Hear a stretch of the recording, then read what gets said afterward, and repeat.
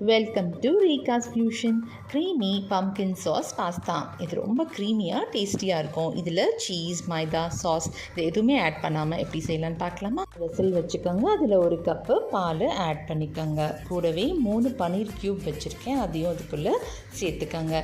இது yellow colour pumpkin, அதாவது மஞ்சள் பூசணிக்காய். இதை இந்த மாதிரி சின்ன சின்ன பீஸஸாக கட் பண்ணி அதுக்குள்ளே சேர்த்துக்கோங்க. கூடவே 4 முந்திரி பருப்பு ஆட் பண்ணுறேன், அது ஆப்ஷனல் தான். இதை மிக்ஸ் பண்ணி ஒரு 5 நிமிஷத்துக்கு கொதிக்க விடுங்க. வெந்ததும் ஆற விட்டு ஒரு மிக்ஸி ஜாருக்கு மாற்றி இந்த மாதிரி பேஸ்ட்டாக அரைச்சி எடுத்துக்கோங்க.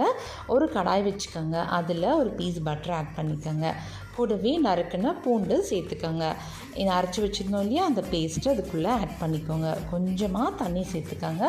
இந்த மாதிரி ஒரு 5 நிமிஷத்துக்கு குக் பண்ணுங்கள். தேவையான அளவு உப்பு சேர்த்துக்கோங்க. நான் இங்கே ஹோல் வீட் பாஸ்தா எடுத்திருக்கேன். மில்லட் பாஸ்தா கூட நீங்கள் யூஸ் பண்ணிக்கலாம். இதனோட பேசிக் குக்கிங் நான் டிஸ்கிரிப்ஷனில் லிங்க் கொடுக்குறேன். பாஸ்தாவை இந்த சாஸ்குள்ளே சேர்த்துக்கோங்க. சேர்த்து மிக்ஸ் பண்ணி ஒரு 2 நிமிஷத்துக்கு கொதிக்க விடுங்க.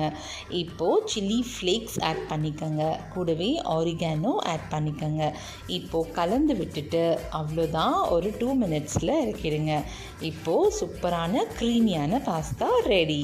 நீங்களும் வீட்டில் ட்ரை பண்ணி பாருங்கள். இந்த வீடியோ உங்களுக்கு பிடிச்சிருந்தா லைக் பண்ணுங்கள், கமெண்ட் பண்ணுங்கள், ஷேர் பண்ணுங்கள், சப்ஸ்கிரைப் பண்ணிக்கோங்க. தேங்க்யூ.